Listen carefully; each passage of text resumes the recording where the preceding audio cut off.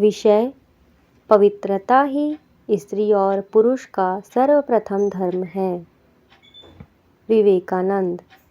स्वामी विवेकानंद जी कहते हैं, पवित्रता ही स्त्री और पुरुष का सर्वप्रथम धर्म है। ऐसा उदाहरण शायद ही कहीं हो कि एक पुरुष जितना भी पथभ्रष्ट क्यों न हो गया हो, अपनी नम्र, प्रेमपूर्ण तथा पतिव्रता स्त्री द्वारा ठीक रास्ते पर ना लाया जा सके। संसार अभी भी उतना गिरा नहीं है।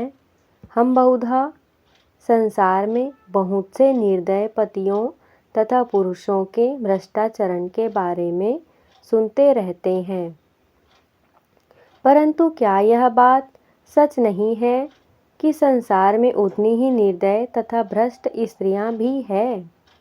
यदि सभी स्त्रियां इतनी शुद्ध और पवित्र होती जितना कि वे दावा करती है, तो मुझे पूरा विश्वास है कि समस्त संसार में एक भी अपवित्र पुरुष न रह जाता। ऐसा कौन सा पार्श्विक भाव है जिसे पवित्रता और सतीत्व पराजित नहीं कर सकता?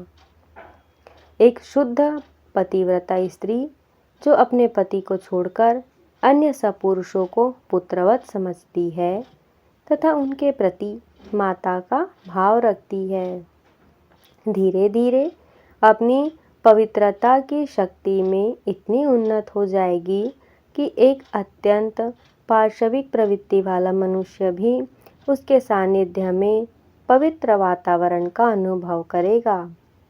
इसी प्रकार प्रत्येक पति को अपनी स्त्री को छोड़कर अन्य सब स्त्रियों को अपनी माता, बहन अथवा पुत्री के समान देखना चाहिए, विशेषकर उस मनुष्य को जो धर्म का प्रचारक होना चाहता है। यह आवश्यक है कि वह प्रत्येक स्त्री को मातृवत देखे और उसके साथ सदैव वैसा ही व्यवहार करें। मेरे विचार से पूर्ण ब्रह्मचर्य के आदर्श को प्राप्त करने के लिए किसी भी जाति को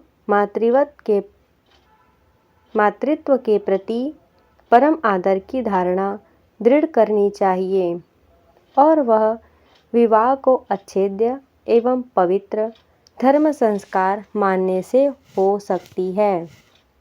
रोमन कैथोलिक, ईसाई और हिंदू विवाह को अच्छेद्य और पवित्र धर्म संस्कार मानते हैं। इसीलिए दोनों जातियों ने परम शक्तिमान महान ब्रह्मचारी पुरुषों और स्त्रियों को उत्पन्न किया है।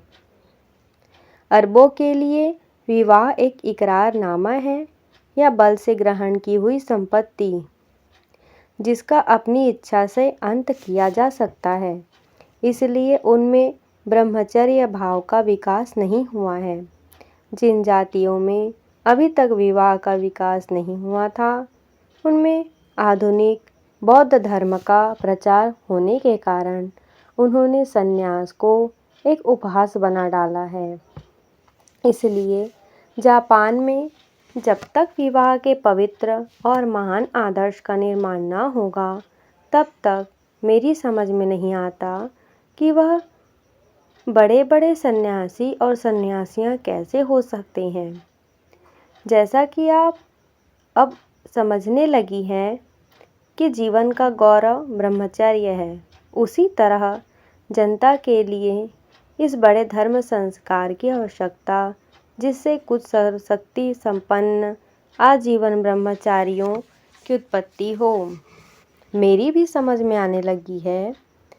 पश्चिम विवाह को विधि मूलक गठबंधन के बाहर जो कुछ है उन सब से युक्त मानता है, जबकि भारत में इसे समाज के द्वारा दो व्यक्तियों को शाश्वत काल तक संयुक्त रखने के लिए उनके ऊपर डाला हुआ बंधन माना जाता है।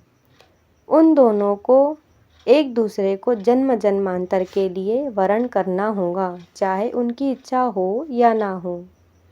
प्रत्येक एक दूसरे के आधे पुण्य का भागी होता है। यदि एक इस जीवन में बुरी तरह पिछड़ जाता है, तो दूसरे को जब तक कि वह फिर बराबर नहीं आ जाता, केवल प्रतीक्षा करनी पड़ती है, समय देना होता है।